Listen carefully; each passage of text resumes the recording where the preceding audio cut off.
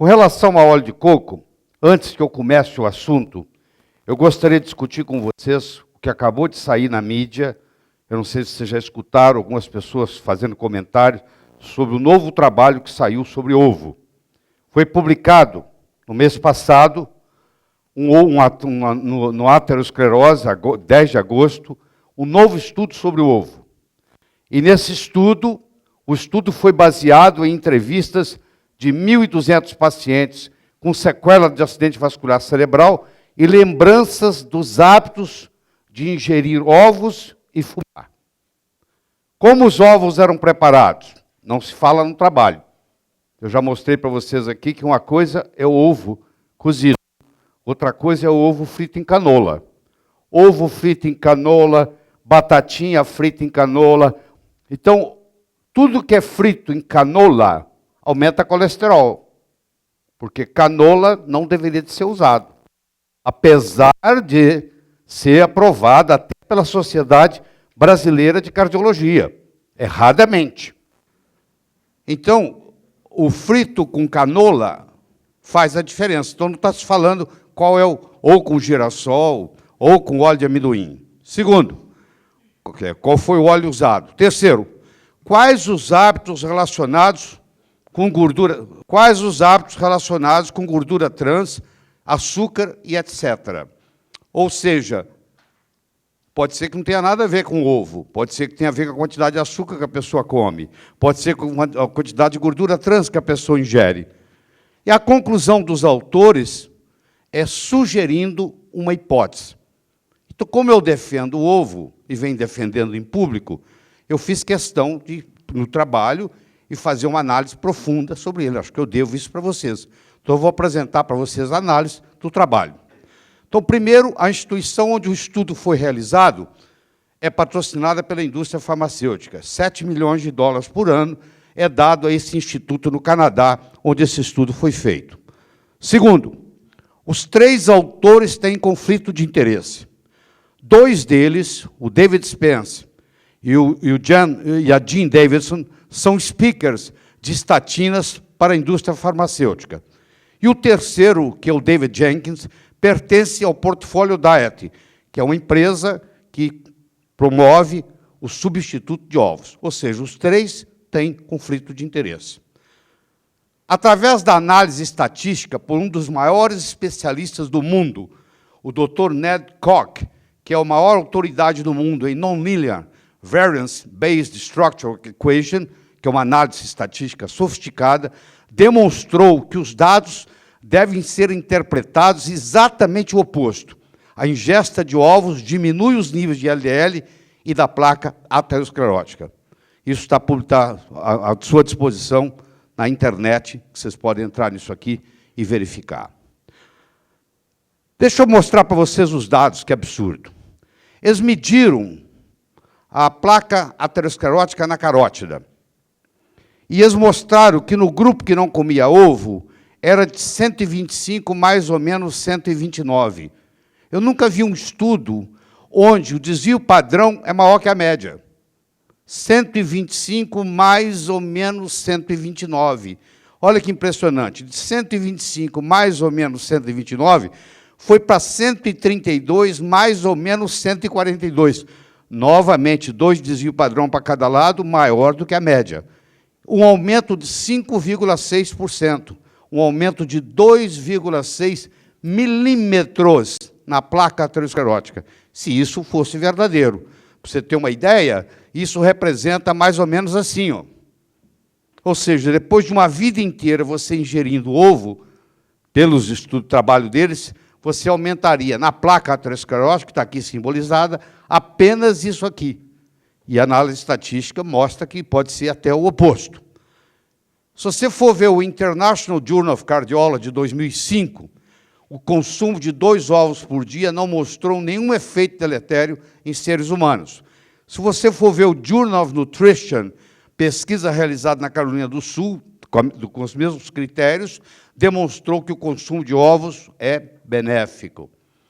E aqui eu tenho um caso muito interessante do Dr. Leon Abrams, que não é médico, ele é um antropologista da Geórgia, e ele tem um estudo enorme mostrando que o ovo faz bem, e tem um caso aqui que, por 15 anos, um indivíduo de 88 anos de idade tinha uma compulsão por ovos e ingeria diariamente 24 ovos por dia, durante 15 anos. Ou seja, ele ingeria 6 mil miligramas por dia de colesterol, porque cada ovo tem em torno de 300 miligramas de colesterol. E quando eles pegaram esse paciente, o colesterol dele deve estar absurdamente alto. E foram ver, ele tinha o colesterol totalmente normal. Esse era um dos exemplos que o Dr. Abrams traz. E inúmeros outros estão lá disponíveis. Aqui está toda a literatura que vocês vão ter aí para mostrar o benefício do ovo. Pensar é grátis, não fazê-lo sai caríssimo. Então, o que acontece? Uma pessoa... Eles começaram, já foram cardiologista para a televisão e diziam o seguinte, está vendo aí, ovo faz mal. Eu não consegui ouvir nada que ovo faz mal. Eu continuo ingerindo meus 5 ovos por dia, como eu faço há 15 anos. Tudo isso que eu ensino aqui, eu faço em mim, senão eu não ensinaria, e vou continuar do mesmo jeito, porque esse estudo aqui não mostra nada, não mudou nada. Não tem uma descrição no trabalho de como que o ovo era preparado. Ele era frito, ele era cozido, ele era poché, ele era cru, e nenhum. Pacientes que tinham acidente vascular cerebral com sequela. Essa sequela também devia estar na memória deles. Então, eu continuo dizendo para vocês que esse amarelo aqui é luteína e zeaxantina. Quem ingere muito ovo não precisa de óculos. Não tem degeneração macular. O olho não envelhece, não uso lente, não tem nada. Eu vou fazer 68 anos. E tenho certeza que eu não uso óculos, graças ao ovo que está aí, do que eu ingiro todos os dias. Tudo que a vida precisa está no ovo, tudo. Tá? E o ovo e o leite materno são os 2 alimentos que têm a PQQ. O que é a PQQ? É a última vitamina descoberta. É a pirroloquinonina quinona, encontrada no leite materno e na gema do ovo. A pirroloquinonina quinona é a vitamina que causa a biogênese mitocondrial. Ela faz aumentar o número de mitocôndrias na célula. Você chega a ter de 5 mil a 10 mil mitocôndrias, principalmente na célula cardíaca.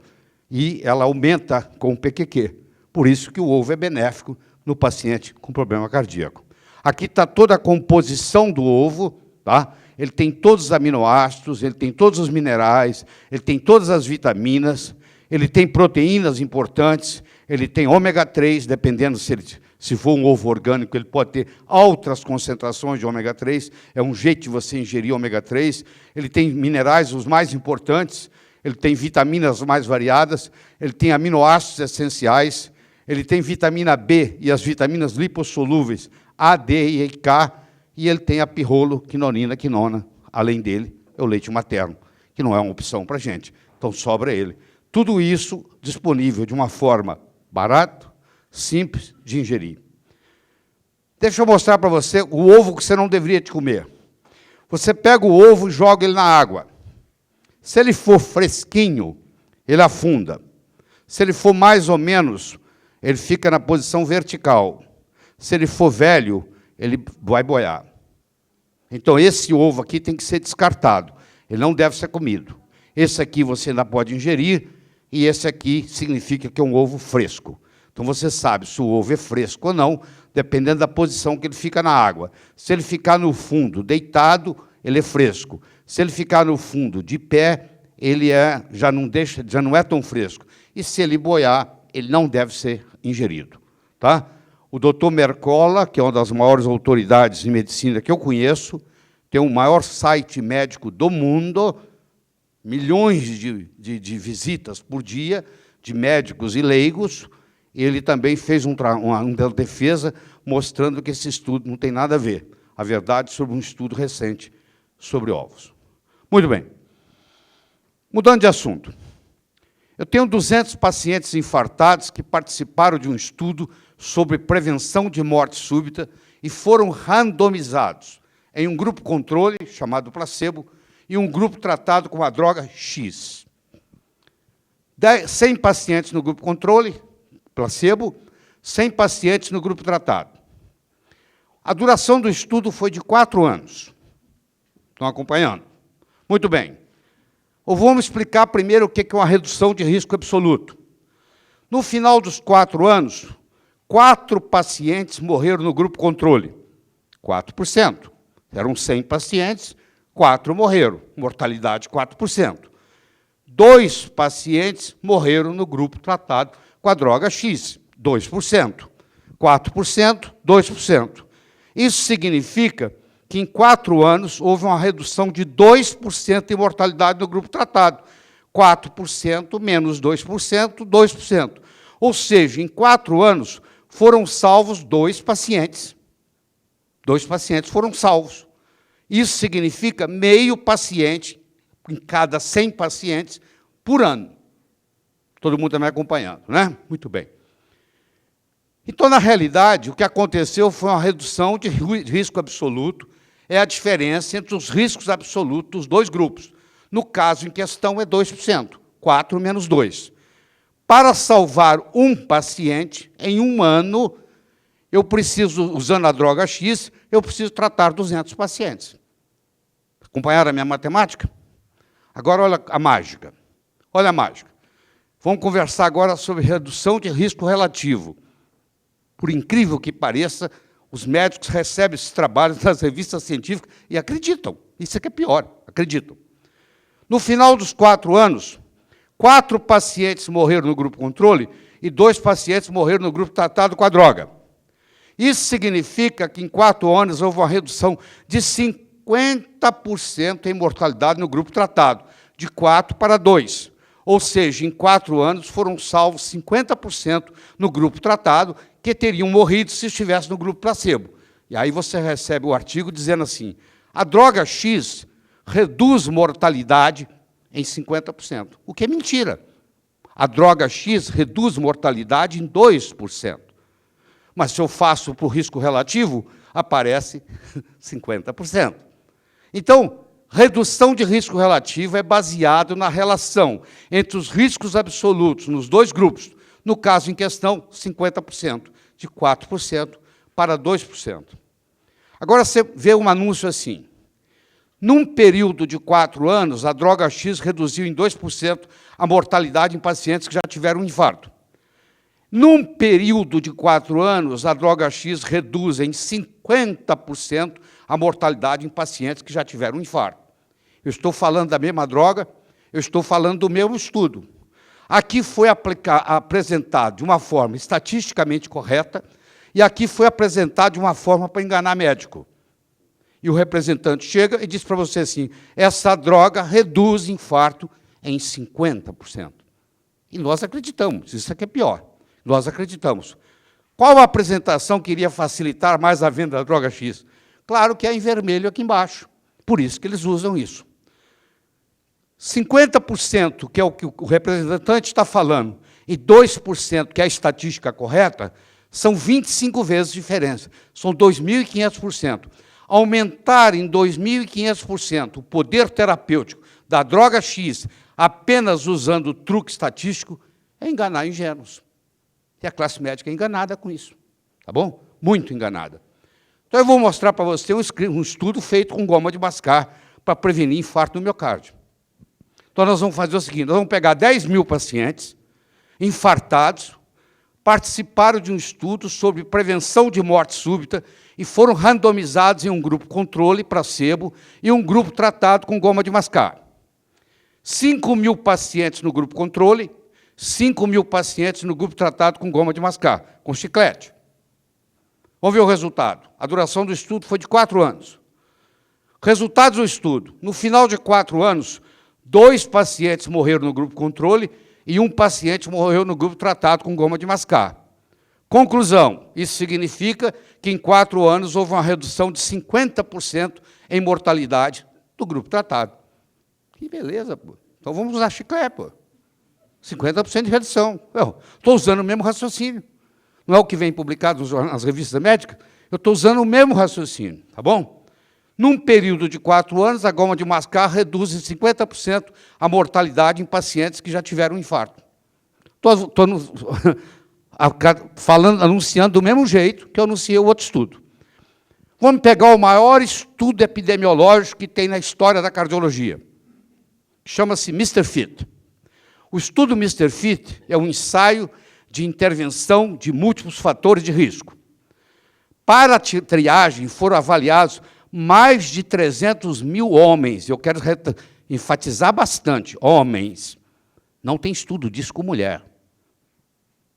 A mulher eles tiram de lado, porque a mulher já não funciona com homem, quanto mais com mulher. Então, você vai ver que os estudos todos colocam homens. E no seu consultório você põe mulher tomando, que não tem nenhum dado na literatura. Divididos em 10 grupos, de acordo com os níveis de colesterol, e acompanhados por 6 anos. Então, vou mostrar para você aqui o seguinte.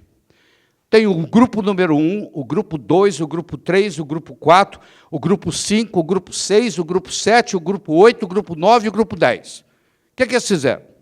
Eles pegaram o grupo 1 e compararam com o grupo 10. O grupo 1 é o que tem o colesterol mais baixo. O grupo 10 é o que tem o colesterol mais alto. E eles, então, fizeram a comparação entre o grupo 1 e o grupo 10. Eu vou mostrar para você o resultado. Conclusão, no estudo, isso é a conclusão do que eles publicaram. Há um aumento de 433% em mortalidade entre o grupo 1 e o grupo 10. Você está lendo esse artigo, você fala assim, puxa, como que o colesterol alto faz mal, hein? Olha o que aconteceu, um aumento de 433% em mortalidade entre aquele que tem o colesterol mais baixo e aquele que tem o colesterol mais alto. Vamos para os detalhes, no fim de 6 anos, no grupo que tinha o colesterol baixíssimo, 99,7% estavam vivos e 0,3% estavam mortos. No grupo que tinha o colesterol altíssimo, 98,7% estavam vivos e 1,3% estavam mortos. Está lá no dado, é só você ler o artigo e analisar, que você vai ver que os dados estão lá. Então, que é a conclusão? Morreram 1,3% no grupo de colesterol alto e morreu 0,3% no grupo de colesterol baixo. Se eu subtraio um do outro, houve uma redução de 1%.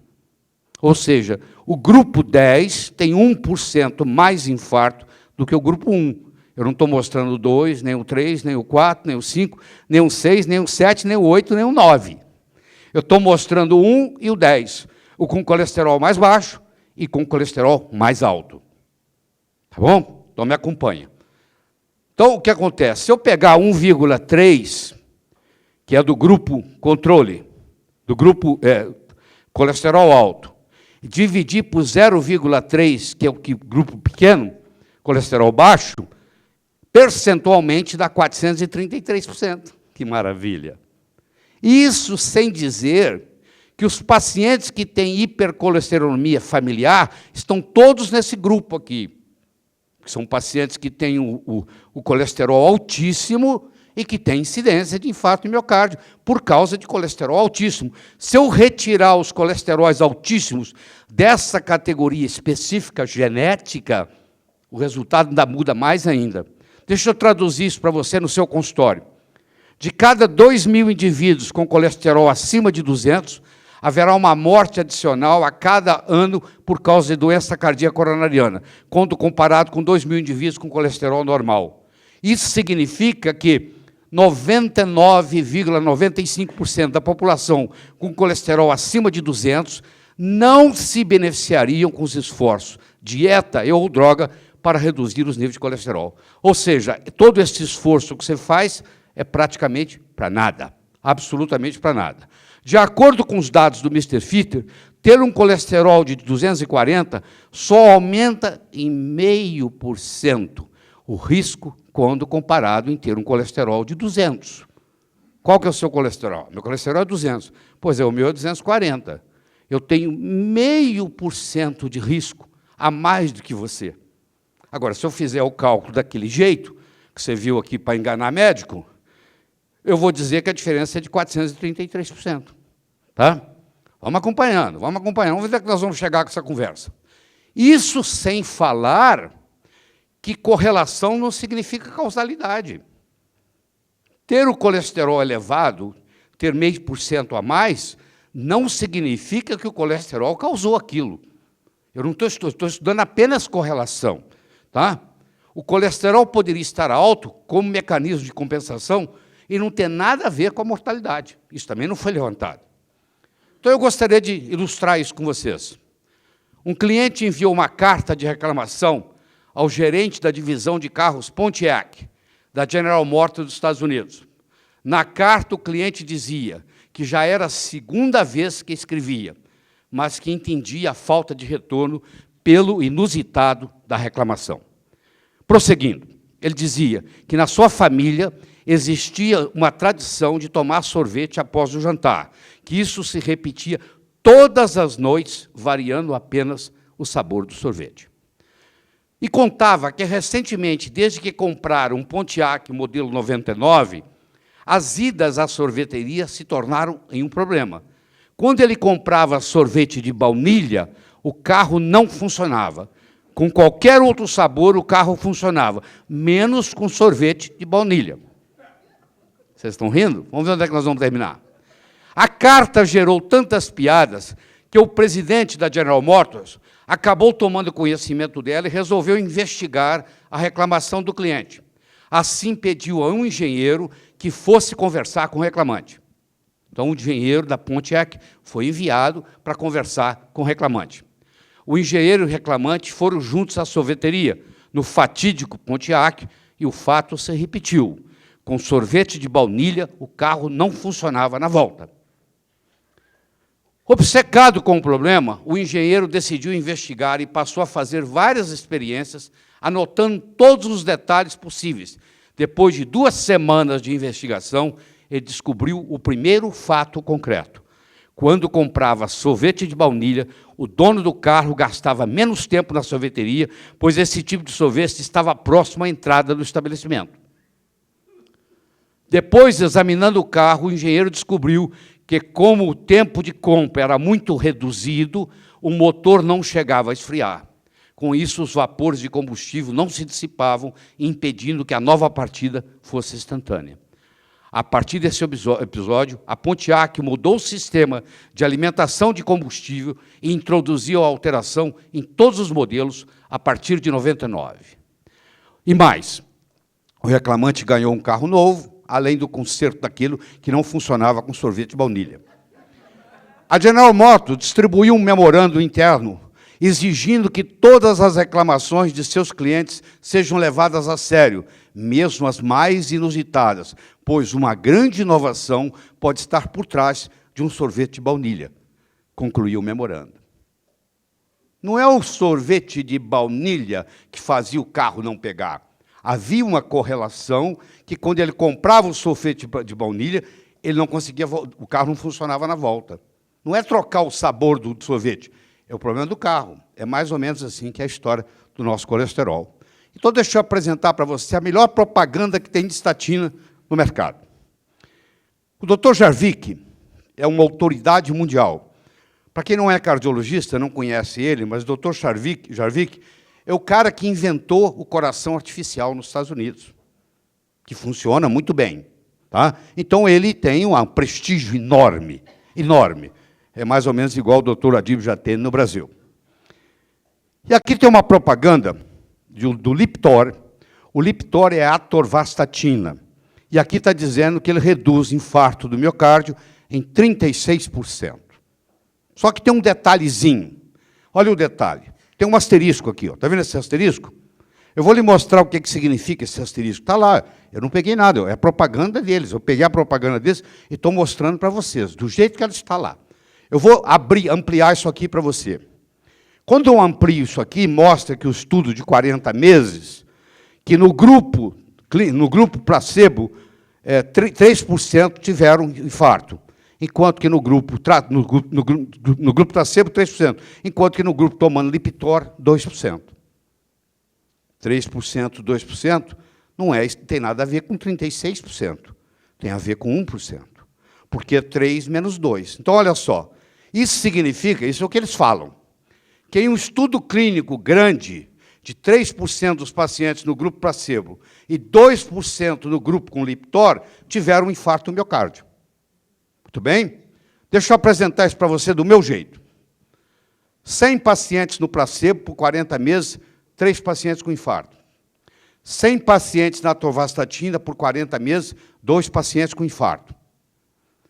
100 pacientes precisam ser tratados durante 40 meses, ou 333 pacientes durante um ano para se prevenir um infarto. Eu desafio qualquer um na estatística, eu dei aula de estatística. Tá? Sou professor de matemática desde os 6 anos de idade. Desde os 12 anos de idade. Então, olha que impressionante. Isso a empresa, a indústria farmacêutica está fazendo propaganda. Eu pego a propaganda dela e te mostro que está furado. Eu tenho que tratar 303 pacientes em um ano com atorvastatina para salvar um. Você acha que isso é uma boa droga? Eu tenho que tratar 333, o paciente tem que pagar o preço que ela custa, tem todos os efeitos colaterais, que vocês conhecem muito bem, que a gente discute aqui, para um não ter infarto. Para um não ter infarto naquele período. Pode ser até que ele venha a ter depois. Isso não é muito diferente de usar goma de mascar. A diferença maior está nos efeitos colaterais, que nós estamos sendo enganados com isso. E vão continuar enganados até não sei quanto tempo. Tem gente falando em colocar estatina na água, para você ter uma ideia. Bom, olha o peixinho dizendo, ó, tenho fé em Deus, que é o Batman. Não é o Batman, querido, isso é um gato te esperando para te comer. A ingenuidade do peixinho está achando que é o Batman, que veio para salvá-lo. Não, não veio para salvá-lo, veio para comê-lo. Isso aí é um gato. Não é um homem-gato, é um gato. Tá bom? Bom, com essa introdução, eu quero conversar com você sobre o óleo de coco. Você sabe o quanto que eu defendo o óleo de coco, e que é um dos alimentos mais mal entendidos, é o alimento funcional mais subutilizado no mundo. E vocês vão entender por quê no decorrer dessa apresentação. Então, eu fiz esse preâmbulo para poder a gente começar essa apresentação. Você pode ir na literatura, tem 1, tem 2, tem 3, tem 4, esse é o melhor deles. Tem até brasileiro que escreveu sobre o óleo de coco. Eu li todos eles de capa a capa. Todos os livros que tem de coco na literatura que eu encontrei, eu li de capa a capa para poder conversar com você aqui hoje. Primeiro, deixa eu apresentar para você de novo, porque caiu na prova do mês passado, a lei da variedade de requisito, que diz assim, em um sistema, controla o sistema, o elemento do sistema, com um número maior de opções. Quanto mais opções eu tiver, mais poderoso eu sou, na área específica. Só podemos utilizar daquilo que temos conhecimento. Então, o que nós vamos aprender sobre óleo de coco vai fazer um upgrade no seu consultório. Tá bom? Então, deixa eu mostrar para vocês, exemplificando isso aqui, ilustrando, um tratamento de enxaqueca que é usado, é um tratamento milenar, usado em Moçambique. Esse tratamento é utilizado para tratar dor de cabeça. O paciente tem dor de cabeça, e eles fazem esse tratamento milenar em Moçambique para curar a dor de cabeça. Vamos lá. Vamos ver.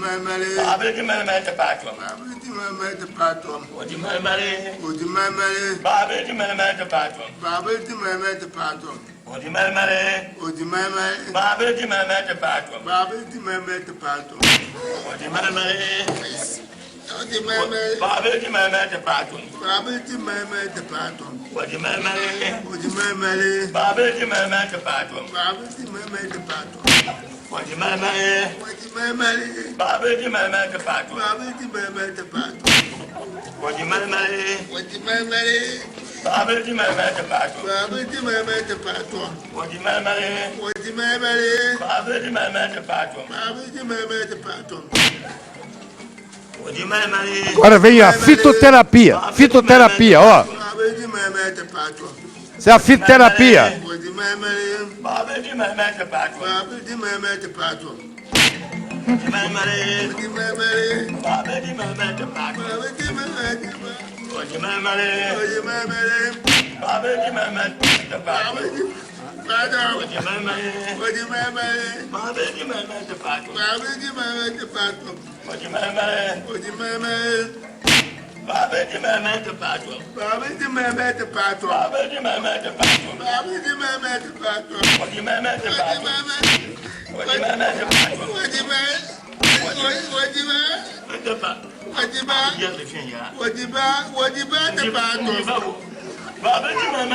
Alguém com dor de cabeça aí?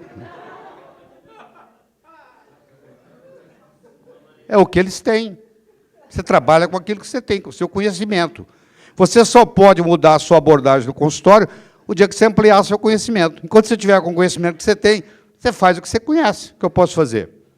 64% do óleo de coco é formado de triglicéridos de cadeia média. Para quem não sabe, triglicérido de cadeia média é usado em fórmulas infantis e usado em alimentação parenteral. Toda vez que você for no hospital e alguém estiver fazendo alimentação parenteral via veia, por 30, 40, 50 dias, às vezes em coma, está usando triglicérido de cadeia média, que é o mesmo que tem no coco, que nós vamos ver daqui a pouco. 64% do ácido graxo do coco é triglicérido de cadeia média. Muito bem.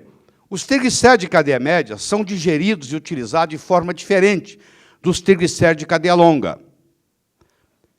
Eles não são acoplados a lipoproteínas, ou seja, não vai aumentar o LDL, pelo contrário, vai diminuir, e não circulam na corrente sanguínea como outras gorduras, sendo enviados diretamente para o fígado e convertidos em energia, sem aumentar a insulina, sem aumentar o LDL e sem aumentar a glicemia. Olha que coisa impressionante. Não mexe no lipidograma, pelo contrário, você vai ver que mexe porque ele aumenta o HDL. Nós vamos ver daqui a pouco. Ele não mexe, ele não faz hiperinsulinismo e ele não mexe na glicemia.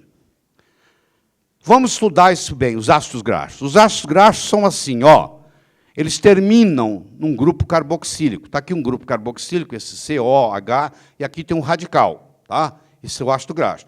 Isso aqui é um glicerol. Quando você junta ácido graxo com glicerol, se você juntar nas 3 posições, você faz um triglicéride. Então, a natureza faz isso. Ó. Ela pega aquele hidróxido aqui, do glicerol, e aquele hidrogênio ali, do ácido graxo, e faz uma reação. No caso aqui, fez a reação no carbono alfa, no beta-alfa, ele fez um triglicéride. Aqui, ó, 1, 2, 3. Triglicéride. Se tiver só 2, é um diglicéride. Se tiver só 1, é um monoglicéride. Quando você ingere uma gordura, ela está na forma de triglicéride. O seu organismo, o seu estômago, o seu pâncreas fazem a digestão, a bile ajuda, e você pega um triglicéride e transforma ele em monoglicéride, ou ácido graxo livre. Nosso organismo só absorve ácido graxo livre ou monoglicéride. Muito bem. Vamos acompanhar o raciocínio. Então, isso aqui é um triglicéride. Eu tenho aqui um triglicéride especial. Aqui está o glicerol. Aqui eu tenho ácido graxo saturado. Aqui eu tenho ácido graxo ômega 9, que é o que tem no azeite de oliva, que é o que tem no abacate. Tá? É o ácido graxo ômega 9. Está aqui. E aqui eu tenho um ácido graxo poliinsaturado com 3 duplas ligações. Tá? Aqui, uma aqui, uma aqui, uma aqui. É um poliinsaturado com 3 duplas ligações. Então, eu posso ter tudo igual, que se chama um triglicéride homogêneo, ou eu posso ter um triglicéride heterogêneo. Aqui tem um ácido graxo saturado, aqui tem um monoinsaturado, aqui tem um poliinsaturado. Muito bem.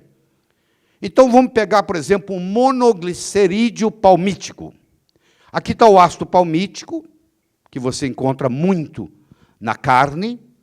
A carne é rica em palmítico e esteárico, e é usado pelo coração.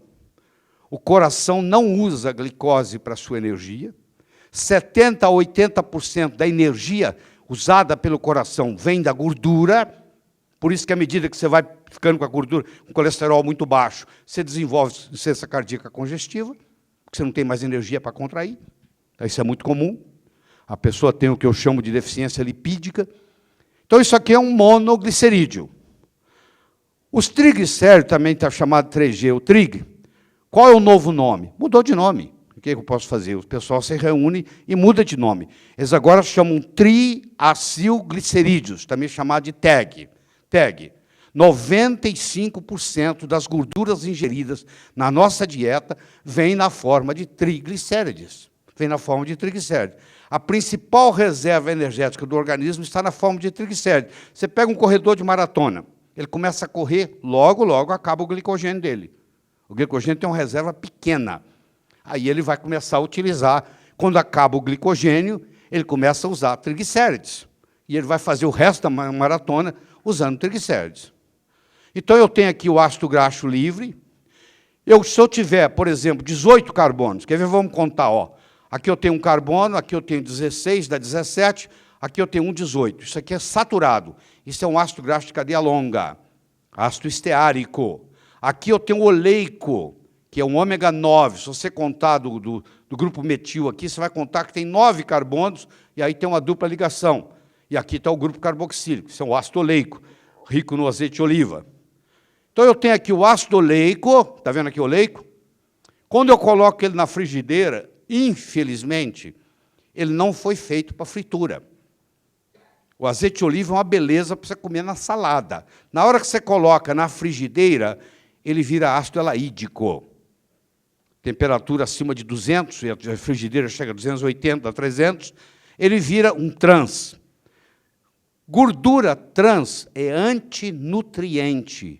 Bloqueia as enzimas, nada funciona. É um antinutriente. E aqui eu tenho o ácido esteárico, que é um ácido graxo saturado. Tá? Só para a gente ter uma ideia. Então, eu tenho aqui o oleico, que tem um ômega 9, ele tem um aqui daqui. E aqui eu tenho um ácido que também é ômega 9, só que ele causa miocardiopatia. Ele mata. Ele é o ácido erússico. Eu vou mostrar o que é o erússico. Então, aqui eu tenho 18 carbonos, eu tenho uma dupla ligação, isso aqui é um ômega 9. Esse aqui tem 22 carbonos, tem uma dupla ligação, que também é 9, que é também um ômega 9. Nem todo ômega 9 é benéfico. Esse ômega 9, que é o ácido oleico, é benéfico. Esse aqui, que é o erússico, é maléfico, ele mata. Se você comer a cousa, que eu vou explicar daqui um minuto o que é, você morre do coração, desenvolve miocardiopatia, dilata o seu coração, você morre, tá? E causa fibrose cardíaca. Então, o ácido oleico, quando você joga ele na frigideira, ele vira elaídico, ele vira isso aqui, ó, que eu já mostrei antes, faço questão de mostrar de novo. Ele vira o elaídico, ele vira isso aqui, ó. O ácido erússico, per se, já causa problema cardíaco seríssimo. Se eu jogar ele na frigideira, ele vira bracídico, que aí é pior ainda. Ele já, como erússico, ele já é veneno. Quando ele vira bracídico, aí você multiplica isso por 10. Tá? Ele vira. Então, você vai ver que o canola, não existe óleo de canola. Existe óleo canola. A preposição faz toda a diferença.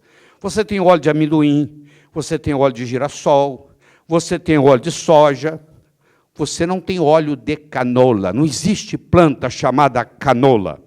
Canola é uma sigla, Canadian Oil Low Acid. O ácido erússico mata, causa miocardiopatia. Os canadenses modificaram geneticamente o rapeseed, que traduzindo para o português é a cousa. E essa cousa, ao invés de dar 5% de ácido erússico, ela gera 1% de ácido erússico. Ou seja, continua venenoso. A longo prazo vai causar problemas sérios no coração. Seríssimos. Tá? Nem todo ômega 9 é benéfico.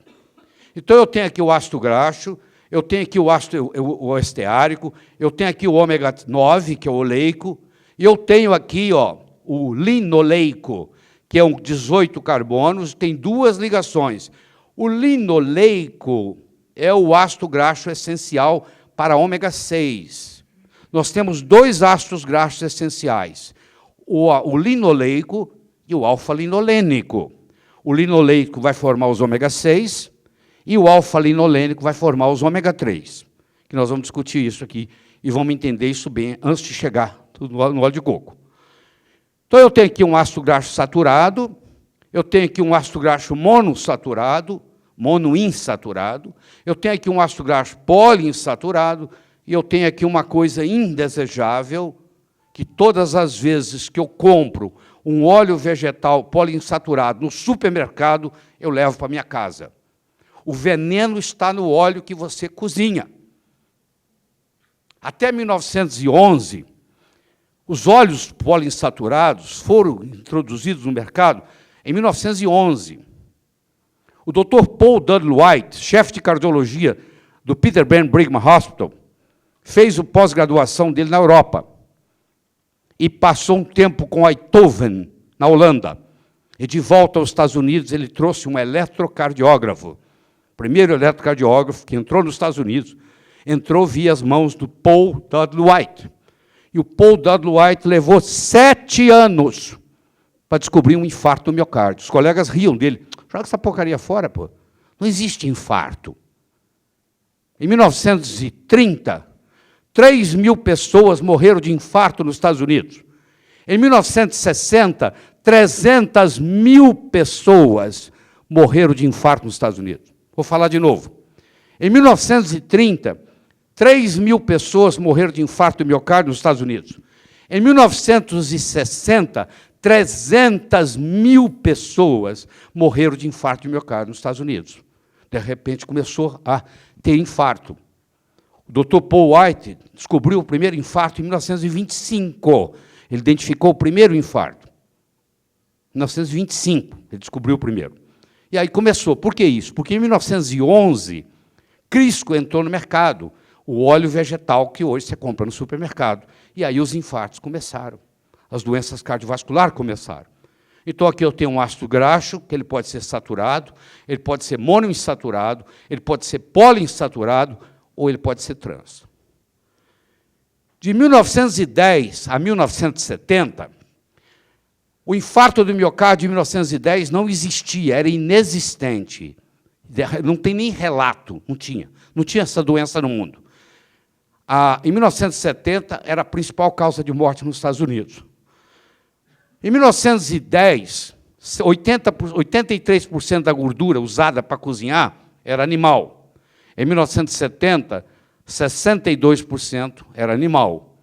Ou seja, o que aconteceu? O pessoal parou de comer gordura saturada e passou a comer gordura insaturada, que é o grande engano que houve na nutrição nos últimos 70 anos. Nós somos enganados, o que eu posso fazer? A manteiga era consumido 8 quilos por pessoa por ano nos Estados Unidos até 1910.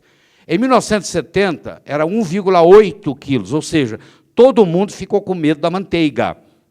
Tá? Eu como manteiga ghee no meu café da manhã, para me dar saúde. Eu mando vir da Índia. Vem a ghee, que é a chamada manteiga de garrafa, que é bem saturada, tá? Para me dar saúde. Tá?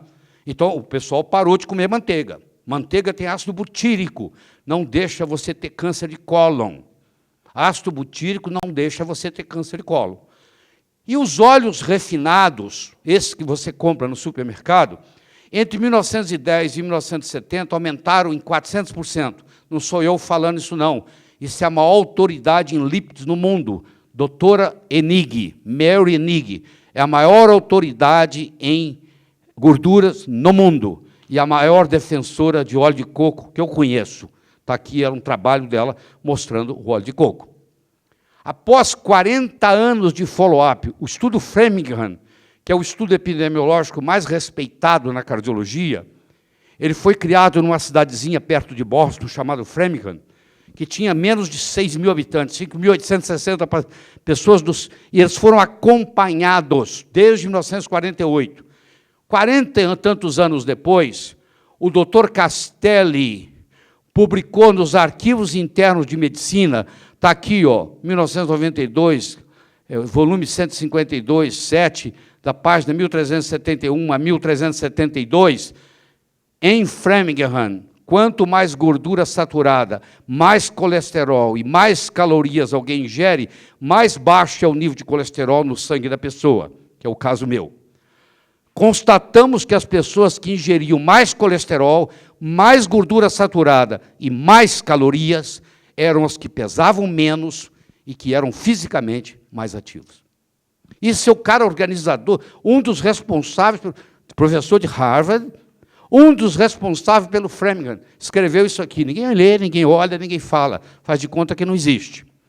O Dr. Michael D. Baker, com quem eu tive orgulho de trabalhar há 3 anos e meio, eu fiz pré- e pós-operatório para ele publicou um trabalho onde ele diz o seguinte: fez uma pesquisa com 1.700 pacientes com aneurisma de aorta e não encontrou nenhuma correlação entre os níveis de colesterol sanguíneo e a incidência de aterosclerose.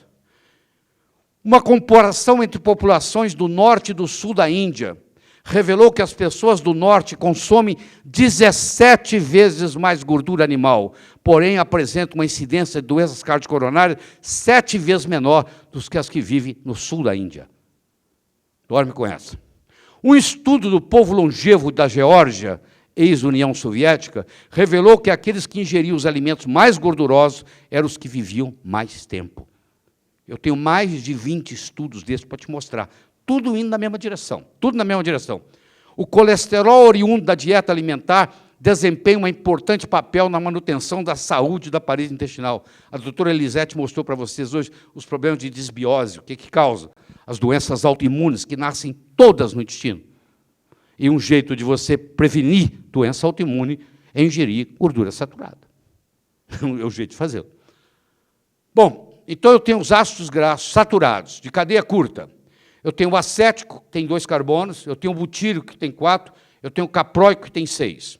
De cadeia média, eu tenho o caprílico, que tem 8, eu tenho o cáprico, que tem 10, eu tenho o lauro, que tem 12.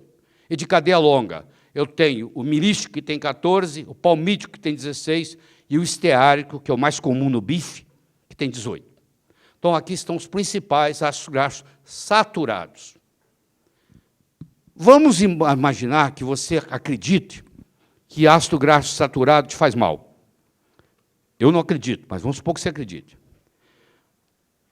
Quando nós conversamos do coco, nós estamos falando de outra coisa, porque os ácidos graxos de cadeia longa é uma coisa, os ácidos graxos de cadeia média é outra coisa. Os ácidos graxos de cadeia média não precisam de lipoproteína, eles não podem ser armazenados, por isso que coco emagrece.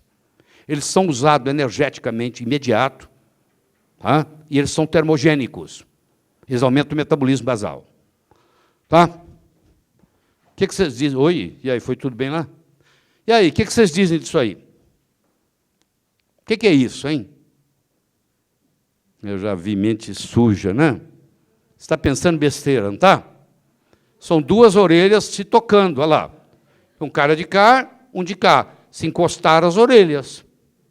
Mas você está pensando besteira, não estava? Olha que interessante. Agora que eu mostrei, ficou óbvio.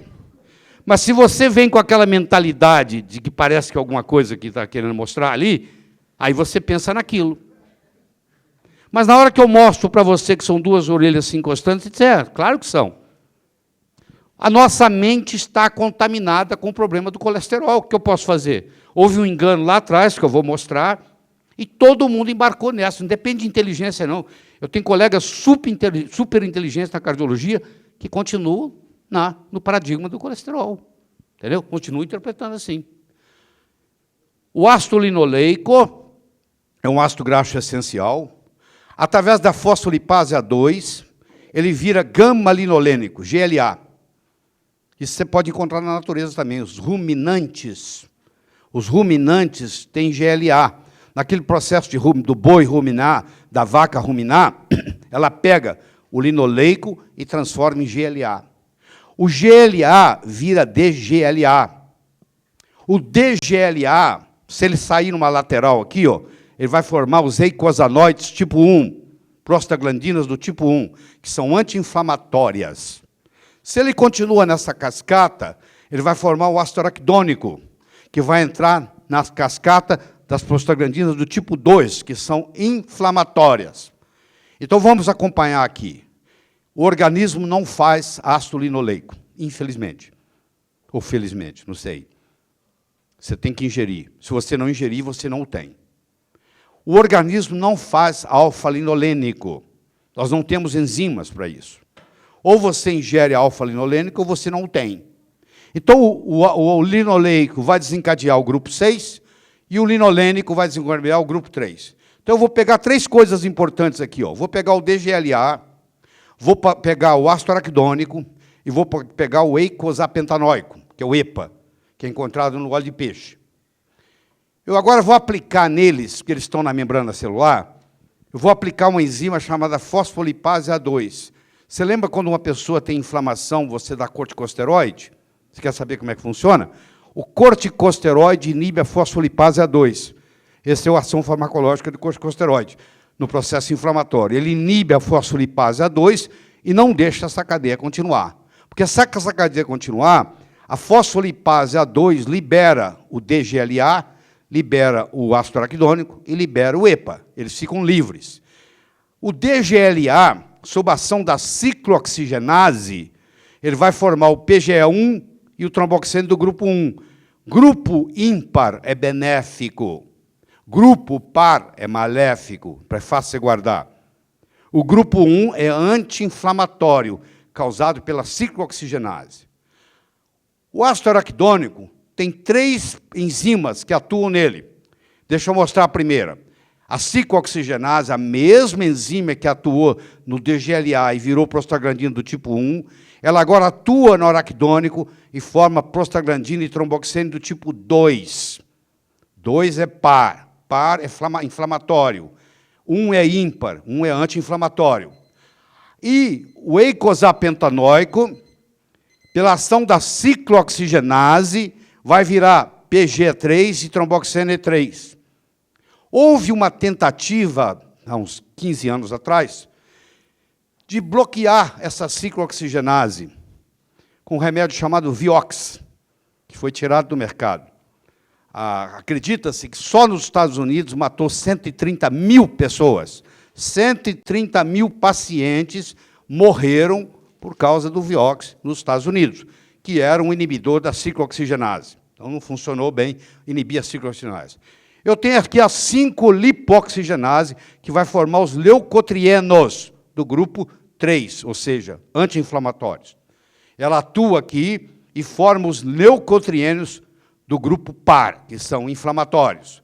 E ela atua aqui e forma os leucotrienos do grupo 5, que é ímpar, que é anti-inflamatório. E eu ainda tenho aí a 15-lipoxigenase, que vai formar, inclusive, a lipoxina 4, e eu tenho aqui a 15-lipoxigenase, que vai formar os anti-inflamatórios. Isso aqui são eicosanoides. A palavra eicosá, em grego, significa 20. Todos eles têm 20 carbonos. Por isso que eles são chamados eicosanoides, porque eles têm 20 carbonos. Os ácidos graxos linoleico e alfa-linolênico não podem ser produzidos pelo organismo humano e, portanto, são considerados ácidos graxos essenciais. O equilíbrio entre o linoleico e o alfa-linolênico deve ser de 3:1, que era na época paleolítica. A dieta ocidental oferece uma proporção de 30:1, e com isso causam processos inflamatórios crônicos com doenças degenerativas. O infarto do miocárdio é uma doença inflamatória. Guarda isso. O infarto do miocárdio é uma aterosclerose, é uma doença inflamatória, com componente autoimune. Então, os ácidos poliinsaturados. Tem o linoleico, que é um ômega 6, que é encontrado na soja, no milho, no girassol, que, infelizmente, você cozinha com um desses. Você está levando para casa o ômega 6, que vai causar inflamação a longo prazo. Se fosse só isso, está bom. Qualquer ômega 6 desse, se não sofrer uma hidrogenação parcial, em 10 dias ele está rançoso na gôndola do supermercado. Para a indústria não perder, não ter que jogar o óleo fora, ela faz uma hidrogenação parcial desses óleos poliinsaturados e eles viram gordura trans. E gordura trans é antinutriente. Tá? Aumenta a resistência insulínica, e tá toda essa epidemia de diabetes que você está vendo aí, você vai ver por causa do óleo que você cozinha. E açúcar que você ingere demais. O alfa-linolênico está no óleo de linhaça. O gama-linolênico está no óleo de borragem e prímula, porque quando a mulher que está com tensão pré-menstrual, o ginecologista receita para ela óleo de borragem ou óleo de prímula, porque vai formar as prostaglandinas do tipo 1, que são anti-inflamatórias. O araquidônico está nas gorduras animais. O eicosapentanoico está no óleo de peixe. Eicosá significa 20. Docosá, em grego, significa 22. Olha só pelo nome você mata a charada. Ó. Docosá tem 22, hexa tem 6 ligações duplas. Doxa-hexa é um ácido graxo com 22 carbonos e 6 ligações duplas. E é um ômega 3, porque está 3 carbonos do grupo metil, que está no óleo de peixe. Então, tem uma hipótese, é uma hipótese, nunca deixou de ser hipótese, ninguém nunca provou isso. Eu desafio qualquer um para me provar isso, porque ninguém nunca provou, que se você comer, aumentar a gordura saturada, você vai aumentar o colesterol e você vai aumentar a doença cardíaca. Isso é uma hipótese.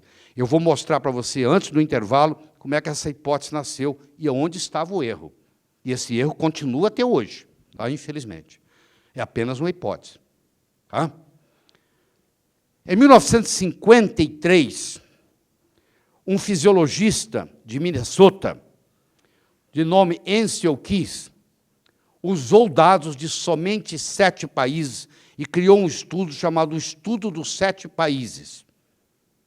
E ele mostrou que havia uma correlação entre a quantidade de gordura saturada que você comia e quanto você morria de doença cardíaca. Tá?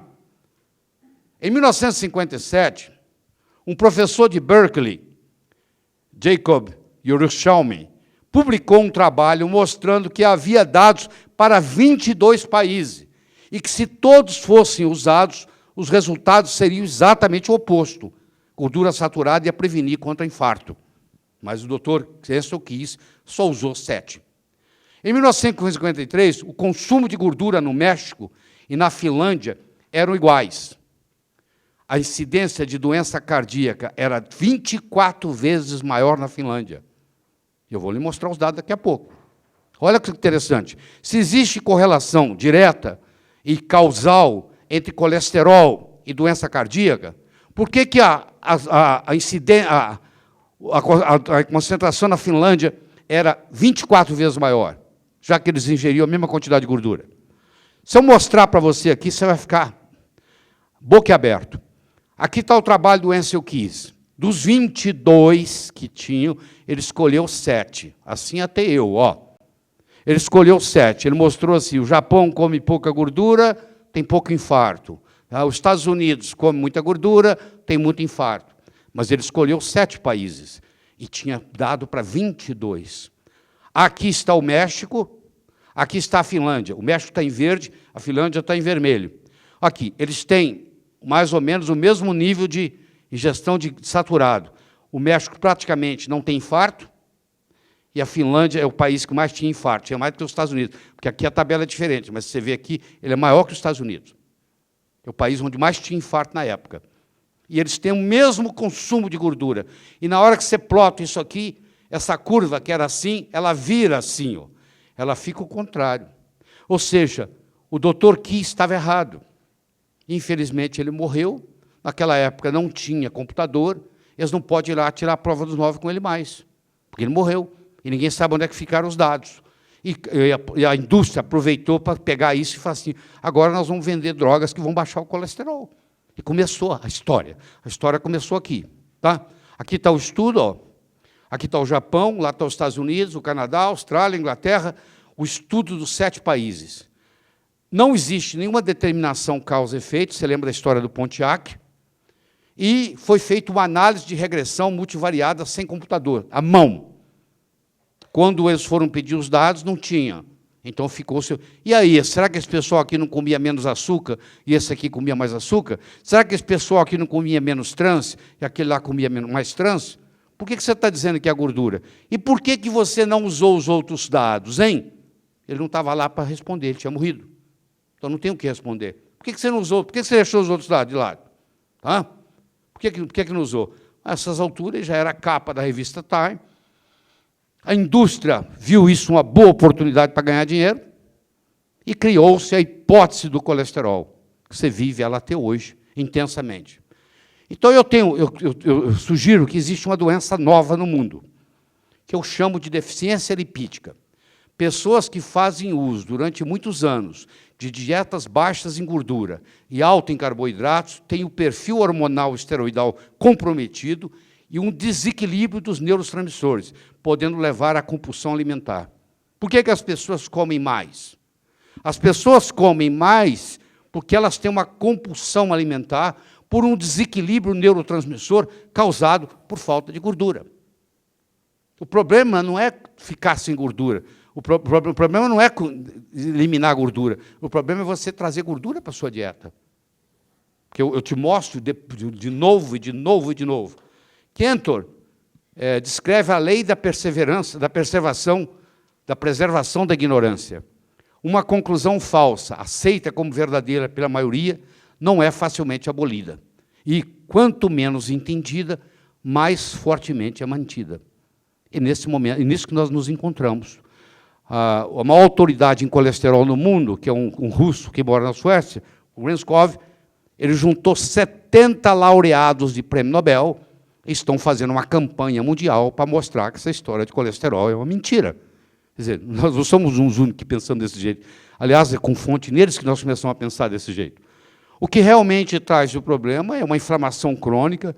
A inflamação crônica é tão maléfica quanto a inflamação aguda é benéfica.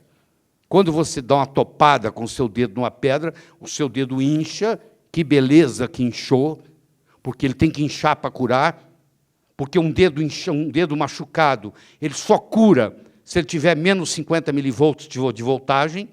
Você agora está com menos 25 milivolts no seu corpo, se tiver são. Quando você tem um trauma, para você curar, você precisa de menos 50 milivolts.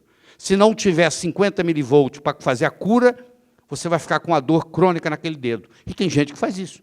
Leva uma topada e nunca mais aquele dedo é o mesmo, porque nunca mais chegou aos 50 milivolts. Então, a inflamação aguda é altamente benéfica. A inflamação crônica é altamente maléfica. Óleos poliinsaturados são pró-inflamatórios. Então, nós estamos cozinhando com óleos poliinsaturados, que, além de, quando jogado para cozinhar, viram gordura trans, já vem do supermercado como gordura trans. A gordura de coco, ela é predominantemente saturada. Que bom. Mas vamos supor que você não acredite nessa hipótese que eu estou apresentando. Eu quero dizer para você que ela é uma saturada de cadeia média. Não tem nada a ver com saturado de cadeia longa. 47% dos ácidos graxos do coco chama-se ácido láurico. O único lugar que tem ácido láurico em grande concentração na natureza é no leite materno. Por isso que a água de coco substitui o leite materno. Por quê? Porque elas têm a composição parecida. O coco ganha do leite materno. O coco ganha do ácido láurico. O ácido láurico, 47% dos ácidos graxos do coco são láurico. O ácido láurico, quando ele cai num pH de 2, que é o estômago, ele vira monolaurina.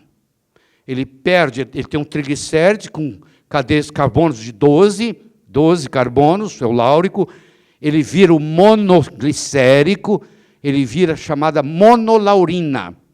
A monolaurina mata vírus, a monolaurina mata bactéria, a monolaurina mata fungo, a monolaurina mata parasita, sem resistência e sem efeito colateral. Olha que coisa impressionante. Você não já viu quando o bebê mama? Por que tem que amamentar? Porque o bebê que mama tem mais resistência a infecções. E caso tenha uma infecção, cura mais rápido. Porque o leite é rico em ácido láurico, isso está virando no bebê monolaurina, é como se ele estivesse ingerindo um antibiótico. Só que esse antibiótico é super poderoso, porque ele atua em vírus, ele atua em bactéria, ele atua em fungo, ele atua em parasita. Todas as ilhas do Pacífico onde predomina o coco, não existe AIDS. Existe HIV, mas não existe AIDS. O HIV não progride para AIDS. Porque você vai ver que a monolaurina, ela destrói o envelope a camada do vírus. Ela tem uma ação antivirótica poderosíssima.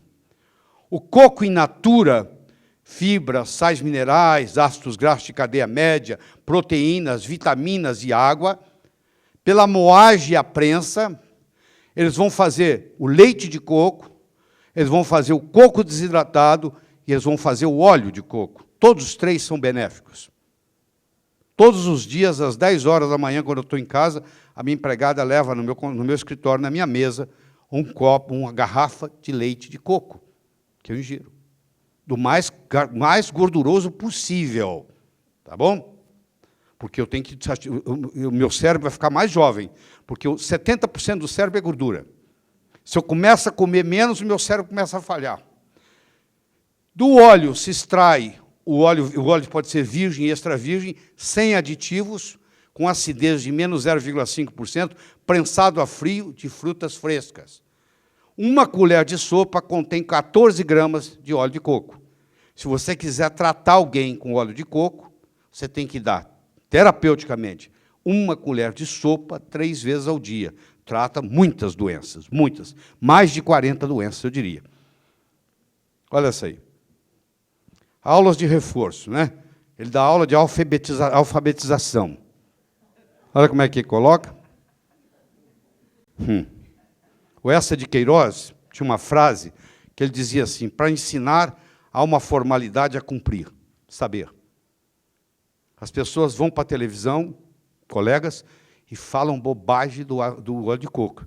Vocês vão ver, quando eu terminar as 2, 3 horas disso, você vai ver que realmente é difícil você encontrar um alimento funcional igual coco.